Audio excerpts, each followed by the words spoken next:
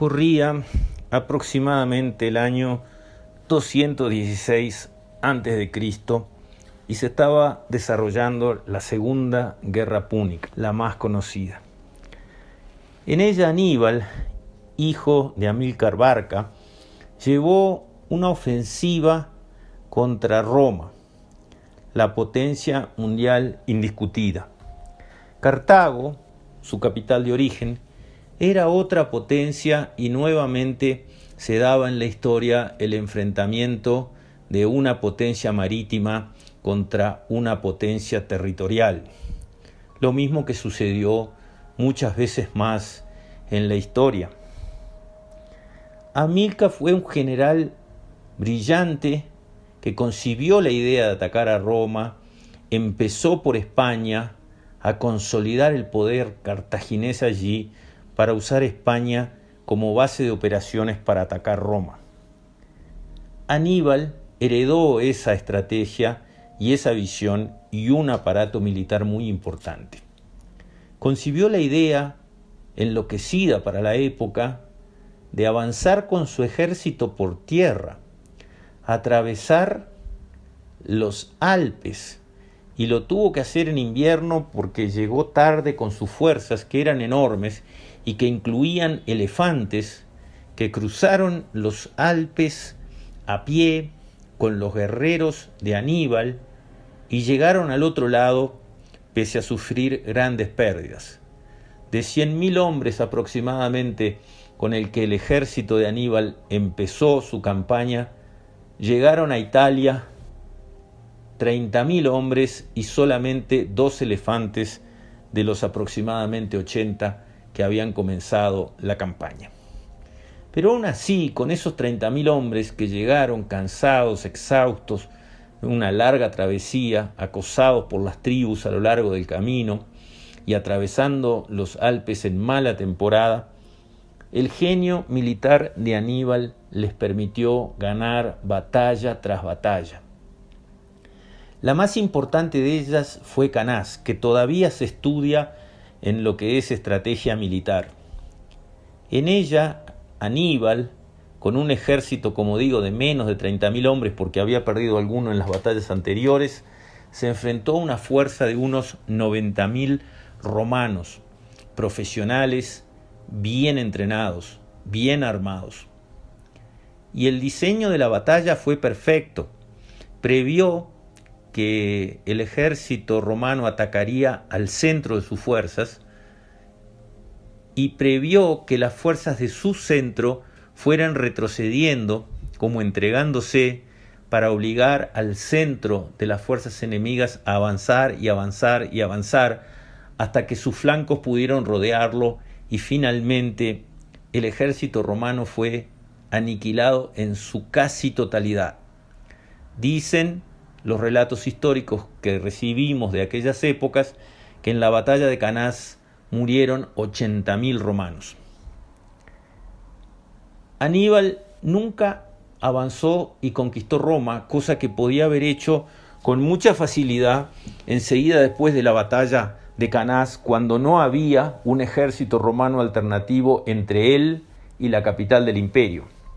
Sin embargo, mirado en perspectiva, comprendemos que se estaban enfrentando dos mundos distintos. Aníbal quería quitarle a Roma su poder, pero no destruirla. Quería sacarle las provincias que le generaban riqueza, soldados y capacidad militar. No quería destruir el imperio desde adentro. Roma, en cambio, tenía ya la concepción moderna de los imperios modernos, que es todo o nada. Es una visión que requiere la destrucción total del enemigo. Después de Canás, de esa victoria absolutamente asombrosa y devastadora de Aníbal, su principal general, que se llamaba Maharbal, le insistió en avanzar sobre Roma y atacar y demoler el imperio desde adentro. Aníbal no lo dejó y Maharbal dijo una frase: por alguna razón los dioses no le han dado todo al mismo hombre. Sabes vencer, Aníbal, pero no sabes aprovechar la victoria. Efectivamente, después de seguir peleando en Italia durante muchos años, apareció el general que Roma necesitaba, Escipión el Africano, hijo de uno de los dos cónsules que habían sido derrotados por Aníbal años antes. Y Escipión, con brillantez, llevó la guerra al territorio de Cartago, a África, para obligar a Aníbal a volver a defender a su ciudad. Y así pasó, y en la batalla de Samas, Escipión el Africano le ganó a Aníbal utilizando exactamente su misma técnica. Esta viñeta histórica me sirve para hacer estribo en ese concepto, la diferencia entre la victoria y sacar provecho de la victoria. El Mercosur acaba de confirmar el cierre de un tratado de libre comercio con la Unión Europea, negociado durante exactamente 20 años. Se firmó ahora porque los gobiernos populistas que nuestra región tuvo en Brasil, Uruguay, Argentina, no aceptaban y no querían la idea de un tratado de libre comercio. Los sindicatos, con una mirada muy corta, se preocupaban por las posibles pérdidas de empleo que un tratado de libre comercio podía generar, sin entender las grandes ganancias de creaciones de empleo que un tratado de libre comercio podía generar. Entonces, Uruguay tuvo en la época de Bush hijo, el primer gobierno del presidente Tabaré Vázquez, un tratado de libre comercio con Estados Unidos servido en bandeja, porque lo quería Estados Unidos simplemente para mostrar lo que podía pasar con un pequeño país que realmente entrara en un ciclo de comercio intenso con Estados Unidos, y Uruguay, bajo la conducción de la izquierda, no lo pudo aceptar, y bajo el gobierno de Lula, Brasil, y Kirchner en Argentina, nunca se aceptó cerrar un tratado de libre comercio con nadie. Bueno, resulta que ahora el viento cambió y se consiguió aprobar un tratado de libre comercio. Esa es una victoria como la de Aníbal en Canás. Pero ahora hay que saber aprovechar esa victoria. Muchos analistas hablan de lo que es la parte comercial de un tratado de libre comercio, que sin duda es importante. Uno puede entrar con cualquier producto en cualquier mercado, prácticamente. Solo tiene que pagar suficientes aranceles. Y tiene que competir contra otros que a veces tienen tratado de libre comercio y entran sin aranceles. Pero finalmente el tema de aranceles es un tema de rebaja del precio propio. Si uno baja suficiente el precio de sus productos, siempre puede entrar en cualquier mercado, salvo por problemas sanitarios, y competir contra cualquiera. Es simplemente un tema de sacrificar lo suficiente a los productores propios. Entonces, por supuesto que es importante tener un acceso privilegiado a un mercado valiosísimo como es el mercado europeo, y desde ese punto de vista los países del Mercosur se van a beneficiar por vender mejor sus productos en el mercado europeo, que siempre fue su mercado natural. Antes de la política agrícola común que instauró Europa en 1974, nuestros países de América Latina le vendían todo a Europa, porque es el continente que queda enfrente y es donde tenemos nuestras raíces culturales. ¿Quién no tiene un abuelo, un bisabuelo que vino de Europa? ¿Quién no se entiende con un español, con un francés, con un inglés? Es mucho más fácil entenderse con un europeo que con un chino, donde cada gesto tiene un signo diferente, una significación diferente. Hay problemas culturales. Para nosotros el luto es negro, para los asiáticos el luto es blanco, y todo es diferente. Cada gesto, cada actitud, cada expresión de la cara hay que leerla diferente. Por supuesto que es mucho más fácil negociar entre pares, entre similares. Y así fue hasta que llegó la política agrícola común de Europa, que buscó autoabastecer Europa de su propia alimentación. Y eso nació de un embargo que recibió Europa de las exportaciones de soja a Estados Unidos en el marco de un conflicto comercial que le dolió a Europa, porque esa harina de soja era la proteína que se usaba en la cadena de los pollos, de los cerdos, de las lecheras, de los vacunos. Europa quedó de rodillas frente a un plantador de cacahuetes, como lo veían a Carter, por un tema comercial. Y Europa dijo, no va más, produciremos nuestra propia comida, aunque nos cueste más.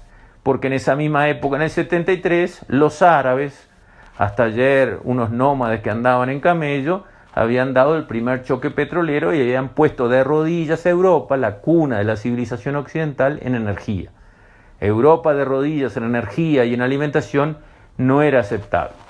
Y esa política agrícola común fue la que generó todos los problemas, porque subsidió mucho a sus productores a través del precio interno de sus productos para que produjeran más, cosa que hicieron, y para defender ese mercado interno y que todos nos fuésemos allí a vender a esos precios subsidiados, tuvieron que poner aranceles, tuvieron que levantar barreras a la importación de productos de otros países, porque no tiene sentido darle un precio especial a un productor local y después dejar que cualquiera venga a vender en ese mercado a ese precio. Y ahí se nos cerró a los países latinoamericanos el mercado europeo, que ahora se estaría empezando a abrir.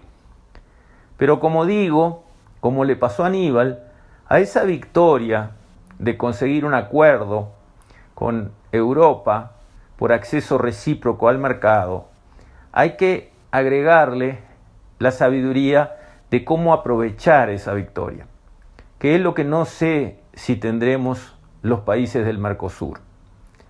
Porque un acuerdo de libre comercio con alguna asociación tan importante como Europa debe ser aprovechado y debe ser utilizado más que en el plano comercial, que como vimos le va a ahorrar aranceles al país y le va a permitir que sus productos valgan más relativamente, etcétera, etcétera. Más que eso, lo importante me parece que es la utilidad intelectual de un acuerdo de libre comercio como este tipo. Porque después del acuerdo con Europa, ¿por qué no hacemos un acuerdo con China? Y después del acuerdo con China, ¿por qué no hacemos un acuerdo con Estados Unidos? ¿Qué hay de malo? No es un tema de ideología, es un tema de comercio, de apertura, de negocio, de asignación de los recursos propios de la mejor manera posible, de hacer caminar a los países, crecer, desarrollarse. La competencia, el comercio, es lo que siempre generó riqueza.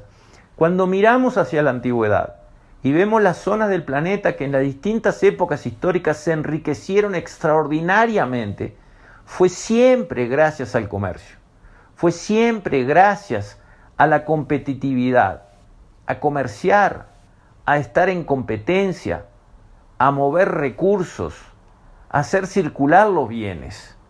Eso genera la riqueza. El encierro, sea una economía grande o una chica, lleva al estancamiento, no lleva al crecimiento.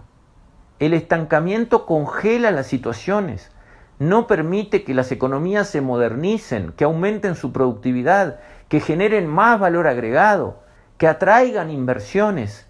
Nada de eso sucede cuando una economía se cierra.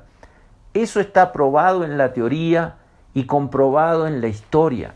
La evidencia empírica es abrumadora. No hay que darle más vueltas. Es así. Y el Mercosur, los países del Mercosur, eran de los países más cerrados del mundo. ¿Cómo se mide el grado de apertura de una economía?